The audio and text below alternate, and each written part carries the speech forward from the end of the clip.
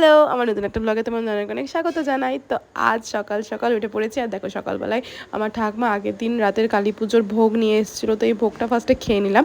আর তারপরেই দেখো আমাদের বাড়িতে কিন্তু একটা নতুন জিনিস চলে আসছে। আসলে হচ্ছে আজ আমার মা বাবার 26th অ্যানিভার্সারি, সেই জন্যই আমার মা আমার বাবাকে আজকে এই সোফাটা গিফট করছে।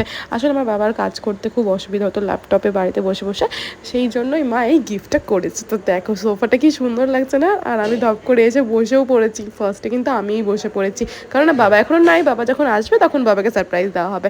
তারপরে সন্ধেবেলা রেডি রেডি হয়ে বেরিয়ে পড়েছিলাম আমরা সবাই আজকে একটু রেস্টুরেন্টে যাবো বলে। আর আমরা এখানে এসেছিলাম আমাদের প্যাপেলিও রেস্টুরেন্টে। আর এই রেস্টুরেন্টের অ্যাম্বিয়েন্স নিয়ে তো কিছু বলাই নাই, আমার এত ভালো লাগে। আর এখানে স্টাফদের বিহেভিয়ারও খুব সুন্দর, আর খাবারের টেস্টও খুব সুন্দর। তো আমরা এখানে অনেক কিছুই খেয়েছিলাম, অত কিছু খাওয়া দাওয়ার নাম আমার ঠিক মনে নেই, তোমরা দেখে নাও, তোমরা তো সব খাবারের নাম জানবেই অবশ্যই। আর খাবারগুলোর টেস্টও খুব সুন্দর ছিল। তো ব্যাস খাওয়া দাওয়া হয়ে গেল, তারপর বাড়ি চলে আসলাম। দ্যাটস ইট, টাটা, দেখা হচ্ছে পরের ভিডিওতে।